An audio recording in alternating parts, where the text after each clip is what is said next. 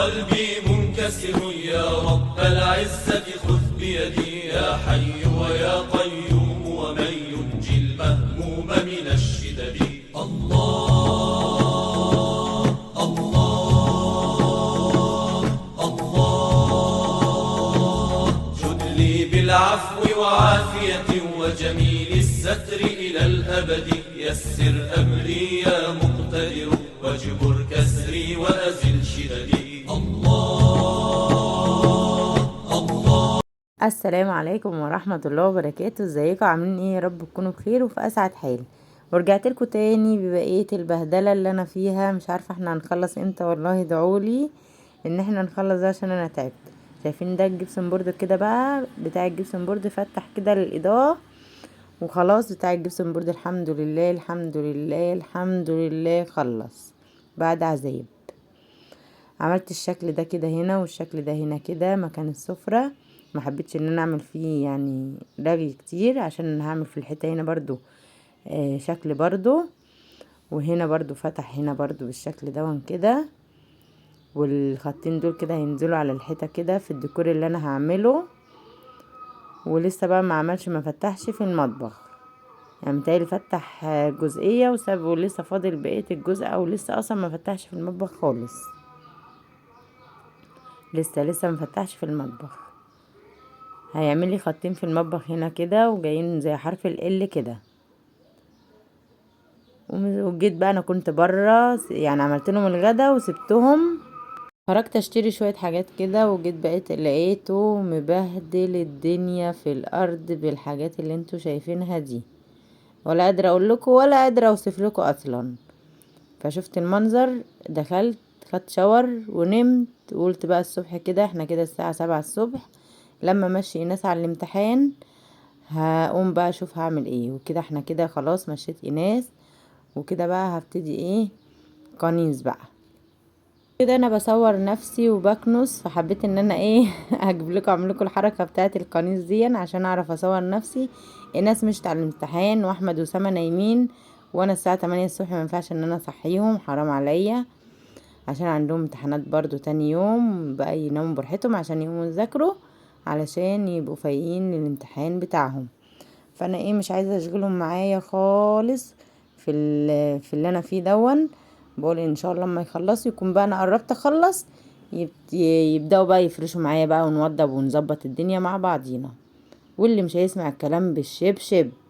كده انا هنا بقى ايه بصور نفسي وبكنس وايه، وانتوا شايفين كده اللي انا فيه، شايفين كده قناصة الجزئية دي، وانا ماسكه لكم التليفون وبصور كده. خلاص ركنت كل حاجة بتاعت الناس، عشان مفيش حاجة تتنتر كده ولا كده يجوا يقعدوا يتكلموا. ولميت الزبالة وظبطت الدنيا. والله التسريحة دي صعبان عليا قوي قوي قوي، بس يلا هي والبوتاجاز.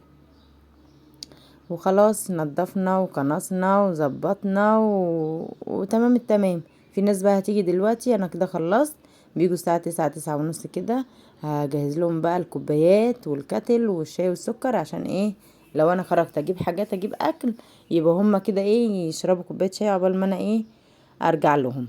انا اللي بعمل لهم الغدا يا جماعة، ما ينفعش يبقوا الناس في بيتنا وقاعدين بيعملوا شغل في بيتنا واحنا موجودين في البيت ويشموا ريحة الاكل وما ننزلهمش الاكل ونعمل نديها لهم صايمة.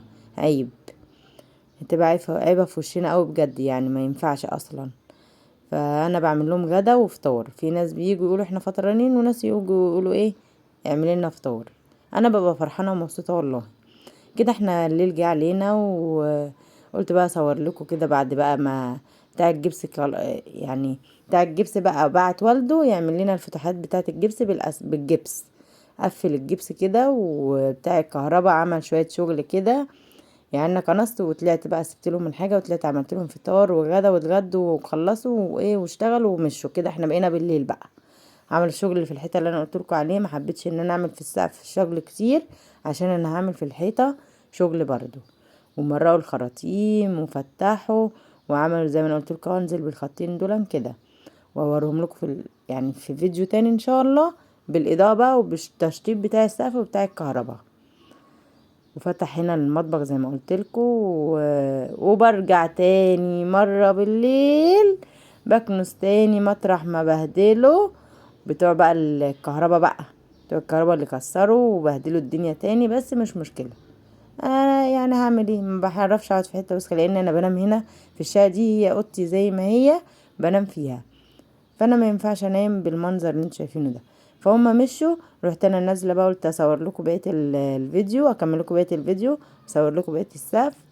وقلت المكنس بقى ايه التراب اللي في الارض برضو، وبرضو هنا الخطين دول هننزل بهم بالحيطه كده، بس عشان انا هركب الديكور اللي هو الخشب بديل للخشب، فمرضوش يفحروا، قالوا خلاص مش هنفحر في الحيطه، طالما هنا هتركبي ديكور خشب هنعمل كده.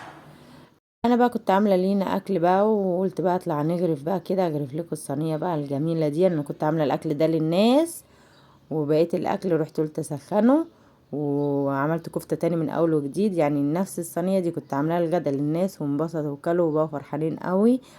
واحد بيقول عشان كده الناس مش عايزين يمشوا من عندكم، بس يلا كل واحد كل عندنا بألف هنا وشفا على قلبه. عملت بقى تاني كفتة لينا، كان في رز وفي الحاجات دي كلها موجودة، الكفتة بس اللي كانت خلصت، رحت مطلعها من الفريزر بسرعة وعملت، عشان ليا كان جوزي بقى جه من الشغل، بيشتغل اسبوع او اسبوع لا، فالاسبوع ده كان شغال، فما كانش بقى استنينا لما يجي، خلصت كنيس تحت وقال لي بقى اطلعي جاهزين العشاء. طلعت بقى عملت الصينيه الجميله دي، وشوفوها وقولوا لي ايه رايكم، لو عجبتكم قولولي واكتبولي في الكومنتات، وانا هعمل لكم الصينيه دي من طاطا للسلام عليكم، واقول لكم انا عملتها ازاي، زي بتاعه المطاعم بالظبط. اقسم بالله احنا رحنا حضرموت، الصينيه دي والله والله جايبينها ب1500، وما كانش عليها كميه الكفته دي، ولا كان عليها كميه الممبار، كان عليها فخده ضاني، وما كانش عليها مكسرات اصلا، حاطين لنا زبيب وزداني، انا كنت حاطه مكسرات كامله، وكنت حاطه كبد وقوانص، يعني كنت حاطه عليها الاكل اللي يعني احسن من اللي احنا كلناها بره كمان والله العظيم، وكانت ب1500. قلت لهم لا انا لازم اعملها لكم. هي مكلفة، اقول لكم مكلفة مش مكلفة، لا مكلفة طبعا، لان عليها لحوم وكفتة على حسب ما انت تحبي، ممكن تحوشي الاكل الحاجة عندك وتروحي عاملاها، يبقى انت كده حسيتي ان انت ما اشتريتيش حاجة. يعني هاتي الممبار يعني في الفريزر، الكفتة اعمليها وحطيها في الفريزر، الكبد والقوانص المكسرات، جهزي الحاجة تبقى عندك، كل ما تروحي تشتري حاجات من بره اشتري حاجة من ضمنهم بس. ولو عجبتكم بقى اكتبولي في الكومنتات، وانا اعملها لكم من اول الرز، من تلاتة لسلام عليكم زي ما بيقولوا. وكده كنا، ودي اللي اتبقت مننا مسكتها رصيتها في الصينيه، وهعينها ليوم تاني. باي باي.